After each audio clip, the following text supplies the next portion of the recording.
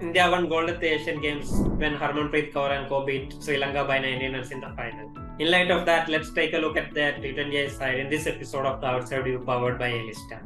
Smart हो रहा है इंडिया, जैसे इंडिया में बना Elista smart LED TV with world class clarity and amazing features.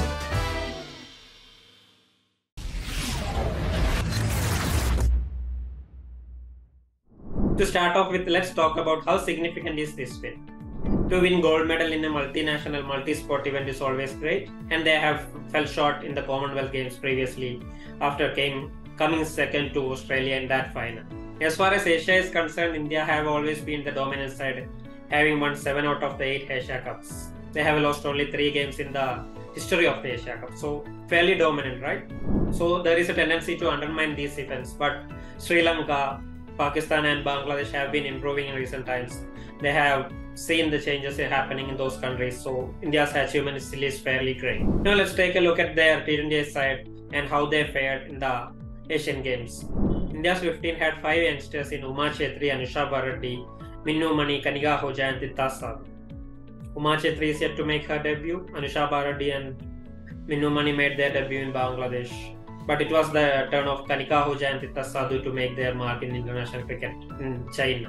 Kanika Ahuja did make her debut in the absence of Harmanpreet Kaur, but she didn't get to do much. But it was Tita Sadhu who impressed everyone with that performance in the final, where she took 3 wickets in the power play to effectively end the match before the 6th over. We talked about the youngsters. Let's now talk about the captaincy and batting. To start off with, India didn't have the presence of Harmanpreet Kaur in the first 2 matches, but Smriti Mandhana did chip in well, captaining the side admirably and effectively using the bowlers. And in the final, Harmanpreet Kaur came back to captain in her 100th T20I in the same country that she started way back in 2012. Now, as far as batting is concerned, Jemima Rodriguez has been the standout batter in the tournament, just like she was in the Asia Cup. She likes these conditions. She's one of the best players of spin bowling in the world. And she used that experience of playing in slower, lower wickets to maximum effort, giving India that solidity in the middle. On the other hand, Smriti Mandhana did brave the slower nature of the surfaces and put in that match-winning performance in the final, having braved the slower nature of the surface as well as her recent issues against off spin. Shefali Verma did put in that performance in the opening game against Malaysia, scoring that important 67 runs to give India that great start. Richa Ghosh had a cameo in that match but didn't get to do much in the final.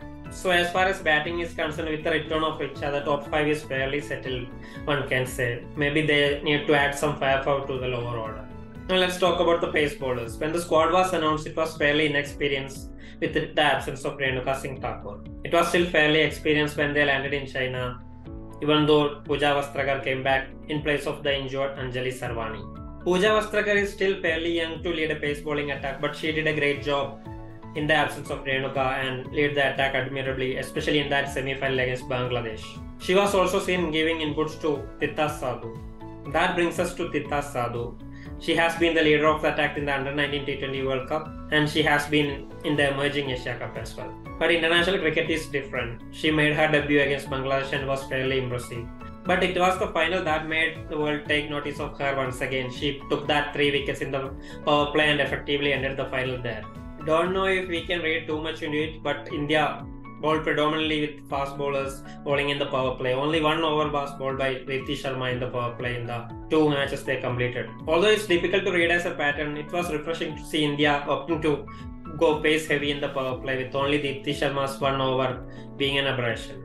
Maybe once Renuka returns, Pooja Vastrakar and Tita Sadhu can form a potent attack with her. Now let's talk about the spinners. With Tita Sadhu and Pooja Vastrakar doing the bulk of the job with Amanjot Kaur chipping in, spinners didn't have much to do.